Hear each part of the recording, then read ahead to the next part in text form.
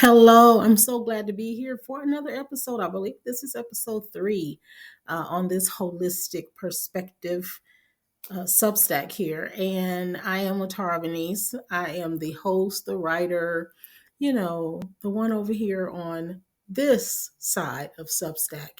And I'm just glad to be here. And I'm talking about leaders and healing and holistic wellness and how important it is in your leadership. And this week I did a reel that I put across social media. And I told people that you don't owe people anything when you are at a place of healing. And this piece right here tonight or today, whenever you're listening to this, it's nighttime as I'm recording it, is really about navigating leadership while broken because you're still going to show up as a leader. But how do you navigate it while broken? What do you do? So let's look at that a little bit, okay? Let's tackle this topic that's often kind of left in the shadows and pushed to the side while we try to show up whole and we know we're broken.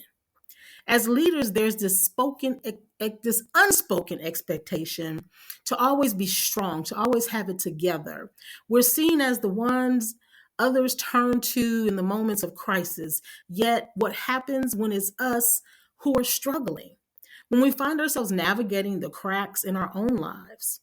I want to share a part of my journey and, more importantly, offer a roadmap for anyone listening who might be in that place right now. You might be a leader leading while broken. Let me start by taking you back to a pivotal moment in my life, and it was last year. I was in a season where I felt like I could barely hold it together. I've always been the type of person who pours into others. I've poured into my family, my clients, my community. Isn't that typical of specifically women? But I realized I was pouring from a cup that was dangerously close to empty. And one day, while I was talking to God about it, He showed me a vision during our conversation. And in this vision, I was like a piece of paper that was torn to the edge, barely hanging on. I felt the weight of that vision in my spirit. And I knew I had to act before I reached a point of another breakdown because I've had one before. So I did something that many leaders struggle to do. I stepped back. Like that's the first thing you do to navigate this thing.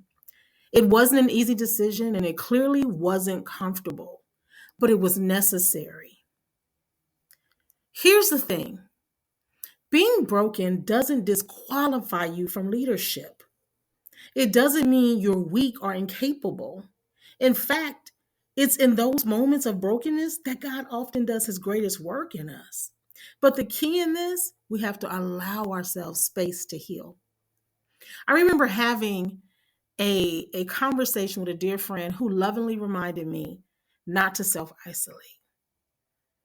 They said, LaTar, you can't heal in a vacuum. You need community and you need to lean on others. And they were right. Isolation can feel like a protective measure, but really it's just a trap that keeps us stuck. And sometimes we show up isolated. Oh, and that's even worse. So, what does it look like to lead while broken? Let me walk you through a few steps that were critical in my own journey. First, acknowledge the brokenness. Don't run from it and don't try to mask it up with busyness or false strength. When God showed me that vision of the torn paper, it was like a wake up call. And I had to admit that I wasn't okay. I knew I wasn't okay, but in that moment, I had to admit that I was close to having another breakdown. And that admission opened the door for my healing. What's the second thing? Seek God intentionally. This is where what I call the 12 keys to holistic living come in. For me, stepping back meant immersing myself in prayer, reflection, and aligning my life with kingdom principles. I asked myself questions like, who am I at my core? What are my values, my priorities, and my needs? I had lost them somewhere. And these foundational keys became my guidepost as I began to heal. And in some ways, I'm still healing. I'm slowly returning back to the full role of leader. Third, lean into community. It was so easy to feel ashamed of my own struggles. And it's easy to feel ashamed of our struggles, especially as leaders. We think, what will people think of me? Will they lose respect for me? Will they stop trusting me? But the truth is, vulnerability builds trust. When I allowed rather my community to support me, I realized I didn't have to carry the burden alone, and neither do you. And let me put a pin here and say, not everyone in your community needs to know what you're going through. In every community, it's like Jesus with the 12 disciples. He had the 12, but then he had the three. Who are your three? Who are your Peter, your John, and your James? Who are your three? Have you ever thought about that? And then who are the other seven that are like supporting pillars? Take the time to discover that so you'll know where to lean and you're bleeding in the right place as a leader when you're going through. One of the biggest lessons I learned during this season was the importance of leading the way in healing. As leaders, we often set the tone for those we lead. When we model transparency, resilience, and the courage to step back when needed, we give others the permission to do the same. And let me be clear, stepping back doesn't mean stepping away forever. It's about recalibrating, realigning, and returning stronger. In my own experience, taking the time to heal has allowed me to show up for my community in a more authentic and impactful way, the way they've always known me, to show up as me. Because when I showed up broken, I did something I've never done, something that I don't live by. I showed up maxed. I tried to lead and share my message with mask on because there was so much going on that I had no idea I was that broken. If you're listening to this and you're in a season of brokenness, I want to encourage you with this. You're not alone.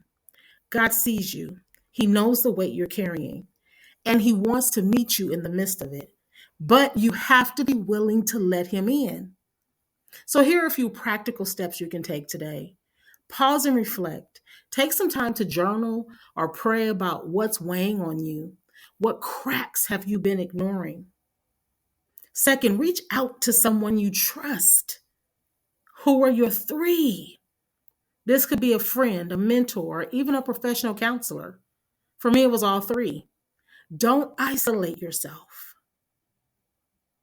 And you never know where the breakthrough will come. For me, it was in seeking the professional counselor. Really, it was an impromptu counseling session with a longtime family friend who also was our family counselor at one time. It did a lot for me. It was in that weekend when I saw the paper towel vision.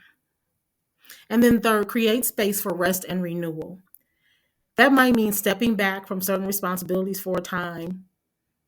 And remember, this isn't about giving up. It's about gearing up for what's next. Before we wrap up, I want to leave you with this thought. Brokenness is not the end of the story. It's a chapter. It's an opportunity for growth, for transformation, and for deeper connection with God. Leading while broken is not about pretending to have it all together. It's about showing up authentically, leaning into God's strength, and allowing yourself the grace to heal. And when you do, you'll find that your leadership becomes even more powerful because it's rooted in truth and wholeness. Thank you for tuning in to the holistic perspective this week. If this episode resonated with you, I'd love to hear from you. You can connect with me on Substack, Instagram, Facebook, or send me a message right here through Substack. Just go on and message me.